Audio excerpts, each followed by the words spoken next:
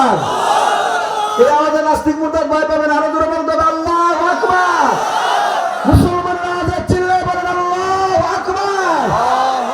মাশাআল্লাহ, আপনারা রাগ করছেন। এইবার কিছু নজর খেয়াল আমার দিকে ছিল, তাই কথাগুলো বুঝছেন। তাই প্রধান বক্তা আসার আগ পর্যন্ত যতক্ষণ বলবো সবাই আমার দিকে খেয়াল রাখবেন ইনশাআল্লাহ। সবার চোখ এবং মন আমার দিকে থাকবে তো ইনশাআল্লাহ। ইনশাআল্লাহ তাহলে কয়টা গুণের উপর আমল করতে হবে? 1 নাম্বার, আল্লাহ রাসূল বলেন মুমিন চাই নারী হোক চাই পুরুষ হোক, যেই কোনো নেক কাজ শুরু করবে, শুরু করার পূর্বে বলবে বিসমিল্লাহ। কি বলবে? বিসমিল্লাহ। মুমিন বিসমিল্লাহ বলে নেক কাজ শুরু করবে, ভালো কাজ শুরু করার আগে বিসমিল্লাহ বলবে। কারণ আল্লাহ রাসূল বলেন যেই নেক কাজের শুরু দিয়া বিসমিল্লাহ নাই ফাহুয়া আকতাউ, ওইটা অপূর্ণাঙ্গ লেজ কাটা। আর যেই নেক কাজের শুরু দিয়া আছে বিসমিল্লাহ, ওই কাজের মধ্যে বরকত দিয়া দেয় আসমানের মালিক আল্লাহ। তাই বলে সব কাজে আবার বিসমিল্লাহ পাওয়া যেত না।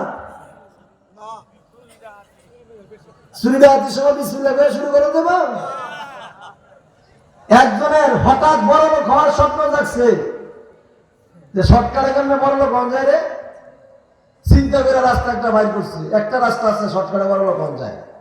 এই রাস্তাটার নাম কি জানেন? সুদের ব্যবসা। কি এর ব্যবসা? সুদের ব্যবসা করে শর্টকাটে বড় লোক হন যায়। খেয়াল করে, সুদকে আল্লাহ তাআলা ডাইরেক্ট হারাম করেছেন। কথা কোন ঠিক না? ঠিক। আল্লাহ নিজে বলেন আহাল্লাল্লাহুল বাইআ ওয়া হারামার রিবা। আল্লাহ ব্যবসাকে হারাম করেছেন, সুদকে হারাম করেছেন। 1 পয়সার সুদ নিজের আপন মায়ের সাথে 70 বার যারা ব্যভিচার করার চাইতে জঘন্য। বর্তমান সামাজিক প্রেক্ষাপট ভিন্ন। আজকে আমাদের সমাজ যারা সুদ খায়, বড় বড় সুদখোর, আমরা সর্বোচ্চ সম্মান দেই। মসজিদ কমিটির সভাপতি বানাই, মাদ্রাসার সেক্রেটারি বানাই, ঈদগাহ কমিটির ক্যাশিয়ার বানাই, ঠিক করে দেয়। সবাইকে আমরা সর্বোচ্চ সম্মান করি। তাই দেশের অবস্থা শান্তি নাই, কোথাও শান্তি নাই। সুদখোররা সম্মান করলে আল্লাহর আরশ আজিমের খাম্বা কেঁপে উঠে জুড়ে বলে নাউজুবিল্লাহ। আজকে আমরা সুদখোররা এত সম্মান, এত ইজ্জত দিই, অথচ সুদখোরের প্রতি আল্লাহর লানত, বিশ্ব নবীর লানত। হাত্তাকে এমনকি সুদখোররা পায়খানার কিনারে দেখতে পারে না, এরা ঘৃণা করে। সুদখোরের পায়খানার কিনারে ঘৃণা করে। বাস্তব ঘটনা শোনায় আপনাদেরকে। আমার শাইখ ও মুর্শিদ সুলতানুল ওয়াইজিন আল্লামা খালেদ সাইফুল্লাহ আইয়ুবী সাহেব দামাত বরকাতুহুম, কারা নির্যাতিত আলেমে দ্বীন, নাম শুনছেন না? দেখছেন সাহারি খাইতে বসছে আমার সাহেব রমজান মাসে। জালেমের শাসক গোষ্ঠীর দলেরা সাহারি খাইতে দেয় নাই, ওইভাবে হাত করা পড়ায়া হ্যান্ডকাপ লাগায়া জেলখানায় নিয়ে গেছিল। আজকে আমার সাহেব সারা বাংলাদেশে ঘুরে ঘুরা বাদশার মতো চলতেছে, কিন্তু যেগুলো অ্যারেস্ট করেছে এগুলো এখন বাংলাদেশে নাই। ঠিক কিনা? দিন আওয়াজ দেবো সব পলাইছে। আল্লাহর মায় বোঝা বড় কঠিন। কথা কোন ঠিক না? বেঠিক রাগ করতেছে তো। আমার শায়েখের একটা জমানের ঘটনা আমি নিজের কানে শুনছি, মজার ঘটনা। খেয়াল করে নিজের কানে আমি শুনছি। সাভার এলাকা আছে না, ঢাকা সাভার? সাভার ছাগলছিড়া একটা গ্রাম আছে।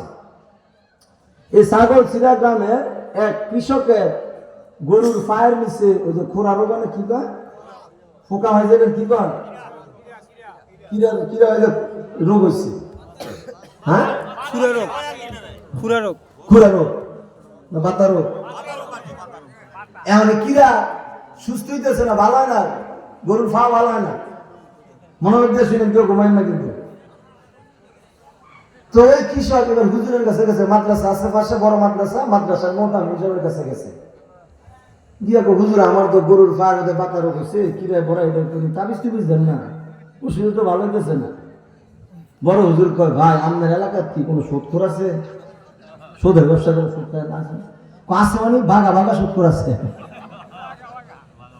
হুজুরের কাম করেন, আপনার এলাকার বড় বড় 7টা সুদখোরের নাম লিখে লই কাগজের মধ্যে, তো সাদা কাগজে লিখে লই।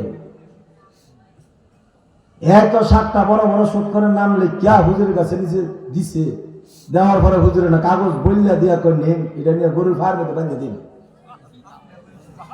এরপর হুজুরের এই হুজুরের দেওয়া কাগজ আমি যে সুৎখরের নাম লিখে দিয়েছি 7 জনের, এই কাগজ গরুর ফায়ের মধ্যে বাঁধতে দেরি আমার গরুর ফায়ের কিরা শেষ হতে দেরিছে। হ্যাঁ, সুৎখরে পায়খানার কিরায় কত ঘৃণা করে, কথা কোন ঠিক না ঠিক? আর আমরা সুৎখরে ইজ্জত করি। তাই আজকে থেকে সোদারু যারা আছে এদের কাছে মাইয়া বিয়ে দিবেন না, এদের মাইয়া বিয়ে করাবেন না। বয়কট, হ্যাঁ যেরকম বয়কট। সুৎখরের মাইয়া বিয়ে করা যাবে না, সুৎখরের কাছে পরিবারের কাছে মাইয়া বিয়ে দেওয়া যাবে না। কারা কারা পারবেন ইনশাআল্লাহ? আমার কাছে পারবেন কারা কারা? ইনশাআল্লাহ ইনশাআল্লাহ। আল্লাহ আমার ঘরে তৌফিক দান করুন। আর তো জোরে কর।